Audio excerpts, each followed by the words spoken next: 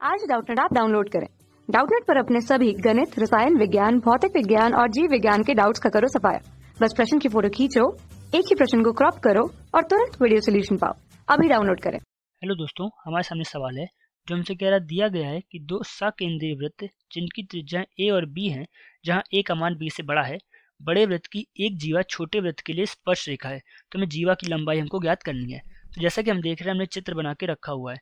यहाँ पे जो हमारी जीवा है ए बी, ये हमारे बड़े वृत्त के लिए जीवा है, परंतु छोटे वृत्त के लिए ए बी हमारी क्या है, स्पर्श रेखा है।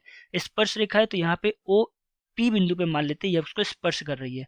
तो ओपी जो हमारा होगा वह हमारा 90 अंश का कोण बनाएगा। ओपी हमारा ए बी पे लंब होगा, तो ये हमारा 90 अंश का कोण बनाएगा। तो इस प्रकार जो हमारा त्रिभुज ओ ए पी होगा, ये हमारा बन जाएगा समकोण त्रिभुज। त्रिभुज ओ ए पी समकोण त्रिभुज बन जाएगा, समकोण त्रिभुज है। और जैसा कि हम जानते हैं, समकोण त्रिभुज में पाइथागोरस प्रमेय होती है। तो पाइथागोरस प्रमेय के अनुसार यहाँ पे हमारा कर्ण का जो वर्ग होता है, ये बराबर होता है लंब के वर्ग के धन आधार के वर्ग के। ये हमारा पाइथागोरस प्रमेय कहती है। तो यहाँ पे मान रखेंगे। तो यहाँ पे कर्ण हमारा क्या है, कर्ण है हमारा ओ ए। तो ओ ए का जो मान होगा ये बराबर होगा हमारे लंब यानी कि ओ पी का वर्ग धन आधार यानी कि ए पी के वर्ग के। तो ये हमारा इस प्रकार से हो जाएगा। अब यहाँ पे ओ ए का मान रखेंगे। ओ ए का मान हमारा ए है। इसी प्रकार ओ पी का मान यहाँ पे हमारा बी है और ए पी का मान हमको निकालना है। तो यहाँ पे ए पी का मान इस प्रकार से रख सकते हैं। अब यहाँ पे ए पी का जब हम मान निकालेंगे तो ए पी बराबर हमारा आ जाएगा ए का वर्ग ऋण बी के वर्ग का वर्गमूल। तो इस प्रकार ये हमारा ए पी का मान आ जाएगा। अब यहाँ पे हम देख रहे हैं कि जो हमारे ओ पी रेखा है, ये हमारी ओपी जो हमारी रेखा है, ये हमारी जीवा ए बी पर लंब है।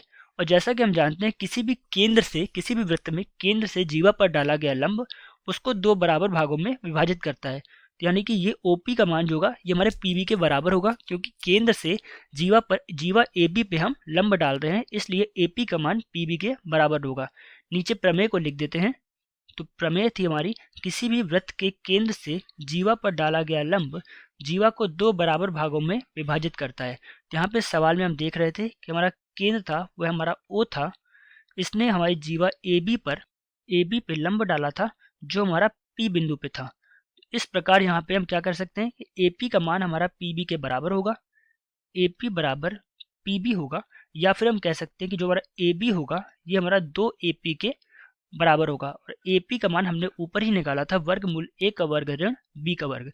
तो इस प्रकार हमारा जीवा ए बी की लंबाई हमारी आ जाएगी, ए बी की लंबाई ये बराबर होगी 2 गुणे ए पी, जिसका मान है ए का वर्ग ऋण बी के वर्ग के। तो इस प्रकार यही हमारी क्या होगी, जीवा ए बी की लंबाई होगी।